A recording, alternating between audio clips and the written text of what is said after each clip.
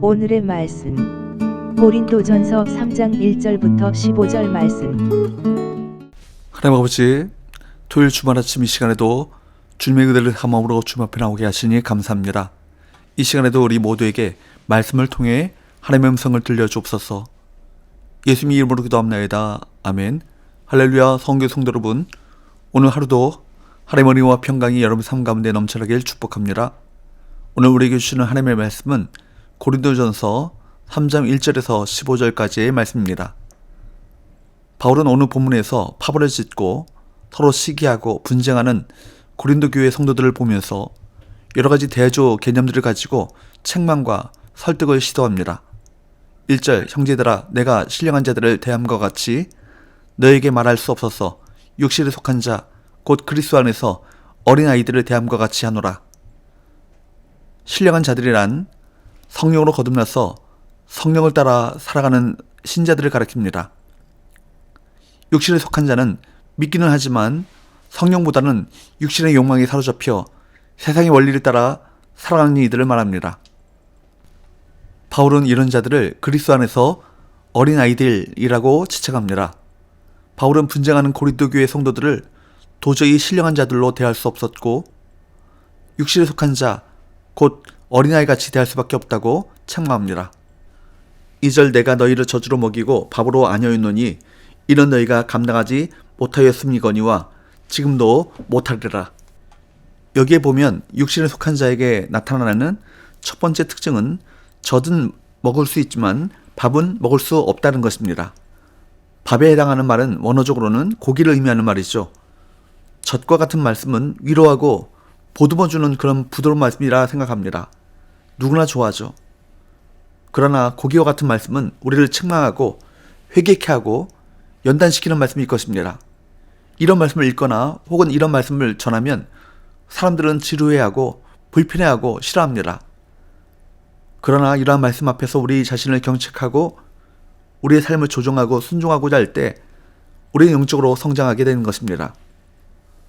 사도 바울이 볼 때 고린도 교회 성도들은 아직 그들의 믿음이 어린아이 같아서 성숙함이 없이 어린아이 같은 젖과 같은 말씀만 좋아하고 그들의 삶을 회개하고 조정하고 순종하게 하는 말씀을 제대로 받지 못함을 말씀하고 있습니다. 그런데 여러분, 이렇게 육신에 속한 자, 그리스도 안에서 성장하지 못해 어린아이 같은 사람들이 교회 안에 많으면 누가 힘들까요? 아마 목회자가 굉장히 힘들 것입니다. 늘 저주로 먹여야 하기 때문일 것입니다. 3절, 너희는 아직도 육신에 속한 자로다. 너희 가운데 시기와 분쟁이 있으니 어찌 육신에 속하여 사람을 따라 행함이 아니리요. 여기 육신에 속한 자는 우리 육신의 특성, 육신의 욕망을 그대로 드러내는 사람이라는 뜻입니다. 참고로 영어 성경 NIV 성경은 세속적인 사람, 월들리라고 해석했습니다. 말하자면 주님을 믿기는 믿었지만 변화되지 않은 삶이라는 것입니다. 성령께서 그 마음에 들어가셨지만 아직 그 마음을 성령께서 주장하시고 지배하지 않은 상태를 말합니다. 4절 5절, 어떤 이를 말하되 나는 바울에게라 하고 다른 이는 나는 아볼로에게라 하니 너희가 육의 사람이 아니리요. 그런즉 아볼로는 무엇이며 바울은 무엇이냐? 그들은 주께서 각각 주신 대로 너희로 하여금 믿게 한 사역자들이니라. 바울은 자신의 영적 정체성이 아주 분명한 사람이었습니다. 자신이 누구인지 착각하지 않았습니다. 그러면서 고린도 성도들이 바울파니 아볼로파니 하면서 분쟁하는 모습을 보면서 책망합니다. 바울은 이들에게 자신과 아볼로는 하나님 앞에 쓰임받는 사역자에 불과할 뿐이라고 그렇게 말합니다. 그런 수많은 사람이 추정하고 존경하고 따른다고 해서 교만하지 않았습니다. 바울은 왜 우리들을 바라보느냐고 말하면서 농사 비유를 들어 바라봐야 될 분을 한 분을 설명하고 있습니다. 6절 7절, 나는 심었고 아볼로는 물을 주었으되 오직 하나님께서 자라나게 하셨나니 그런즉 심은 이나 물을 주는 이는 아무것도 아니로되 오직 자라게 하시는 이는 하나님 뿐이니라. 바울은 가는 곳마다 복음을 증거하고 교회를 세웠기 때문에 영적 영향력이 어마어마했던 사람이었습니다. 많은 사람이 바울을 통해서 하나님을 만나고 생의 답을 찾게 되니 바울을 하나님처럼 여겼습니다. 그래서 바울파라는 것이 생겼습니다. 바울이 많은 사람들에게 큰 영향력을 미친 것은 사실입니다. 그러나 바울은 자신의 영적 정체성을 분명히 했습니다. 그래서 자신은 복음을 씹었다고 표현한 것입니다. 그리고 아볼로는 성경에 능한 사람이었습니다. 바울이 고린도 교회를 개척하고 나서 떠났는데 그 이후에 바울 후계자로 아볼로가 와서 말씀을 증거하니 사람들이 너무 은혜 받아서 아볼로파라는 것이 생겼습니다. 그러나 바울은 오늘 본문에 나는 심었고 아볼로는 물을 주었다라고 표현했습니다. 그런데 중요한 것은 심고 물을 준 것이 아니라 자라게 하는 것이 더 중요하다. 그 자라게 하신 이가 오직 하나님 한 분뿐이라고 강조합니다. 그래서 바울은 뭐라고 말씀합니까? 8절 9절 심은 이와 물을 주는 이는 한 가지이나 각각 자기가 일한 대로 자기의 상을 받으리라. 우리는 하나님의 동역자들이요 너희는 하나님의 밭이요 하나님의 집이니라. 바울은 자신이나 아볼로나 지금 고린도 교회 성도들이나 모두가 다 우리는 하나님의 동역자라는 영적 정체성을 분명히 가지라고 밝히고 있습니다. 신앙생활하면서 사람들이 착각하는 것이 주의 일을 부분적으로 생각하는 것입니다. 이것은 중요하고 어떤 부분은 중요하지 않다라고 생각합니다. 이 일은 사람들이 알아주는 것이고 이 일은 아니라고 자기 스스로 구분해버립니다. 이것은 아주 잘못된 것입니다. 하나님의 일에는 중요하고 중요하지 않은 것이 없습니다. 바울은 오늘 본문에서 이것을 착각하지 말라고 말씀하고 있습니다. 심은 이와 물 주는 이는 한 가지이나 각각 자기가 일한 대로 자기의 상을 받게 될 것이다. 물을 주든 심든 그 일 한 대로 갚아준다는 말씀입니다. 각자 맡은 기능이 다르기 때문에 우리 모두는 여러분 모두는 다 소중한 존재인 것입니다. 10절 11절 내게 주신 하나님의 은혜를 따라 내가 지혜로운 건축자와 같이 터를 닦아두매 다른 이가 그 위에 세우나 그러나 각각 어떻게 그 위에 세울까를 조심할지니라.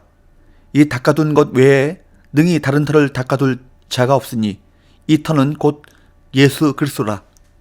바울은 자신이 받은 하나님의 은혜를 따라 교회의 터를 닦았다고 말씀합니다. 이 터는 예수 그리스도이십니다. 다른 터, 즉 예수 그리스도의 십자가 보험이 아닌 다른 교훈 위에 세워진 교회란 있을 수 없습니다. 그렇습니다. 신자는 예수 그리스도 안에서 거룩해지고 성도라 부르심을 받았습니다. 따라서 교회는 복음을 기초로 세워져야 합니다. 하나님의 구원이 성취된 예수 그리스도의 십자가 위에 세워질 때 교회는 다른 위험에도 흔들리지 않을 수 있습니다. 다른 터 위에 교회를 세우려고 해서는 안 될 것입니다. 십자가 복음을 기초로 각자의 역할을 감당해 교회를 세워나가야 할 것입니다. 바울은 여러 건축 재료를 예로 들면서 우리가 과연 무엇을 가지고 교회를 세워야 하는지를 설명했습니다.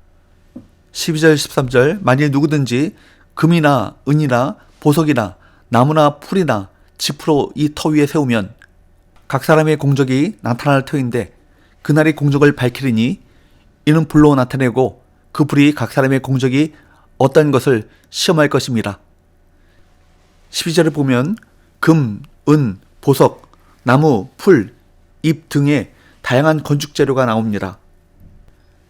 그런데 13절에 보면 그 재료에서 나온 건축물이 남을 것인지 소멸할 것인지는 종말의 때에 불의 시험을 통해 검증됩니다. 우리 모든 주를 위해 일하는 일꾼들도 마찬가지일 것입니다. 14절 15절 만일 누구든지 그 위에 세운 공적이 그대로 있으면 상을 받고 누구든지 그 공적이 불타면 해를 받으리니 그러나 자신은 구원을 받되 불 가운데서 받은 것 같으리라. 만일 집이 그대로 남아있으면 사역자는 상을 받지만 반면에 집이 불타버리면 상급을 받지 못해 부끄러움을 당하게 됩니다. 따라서 하나님의 심판에 불타지 않는 공적을 세우려고 해야 할 것입니다. 결국 사역자들의 노력과 수고는 장차 주의 재림의 날에 드러날 것입니다. 교회는 마지막 날에 불심판을 통과하도록 금과 은과 보석과 같이 견고하고 영원한 것으로 세워야 할 것입니다. 이 말씀은 교회는 예수 그리스도를 터로 삼았기에 주님을 향한 믿음에 합당한 것으로 세워져야 한다는 것입니다. 복음에 합당하지 않은 종교적 행위라 자기 의는 사람들에게 인기가 있을지는 모르지만 하나님의 심판을 받으면 모두 불타버릴 것입니다. 우리는 십자가 보미에 기초한 믿음을 가지고 그에 합당한 삶으로 교회를 세워나가야 할 것입니다. 주를 위해 살겠다는 결심과 헌신으로 교회를 세우시길 바랍니다. 기도합시다. 하나님 아버지, 주님의 재림의 날에 주님 앞에 인정받고 상급을 부여받는 일꾼이 되기 위해 예수 그리스도의 터 위에 하나 되어 주님께서 기뻐하시는 교회를 세워나가게 하여 주옵소서. 예수님의 이름으로 기도합나이다. 아멘.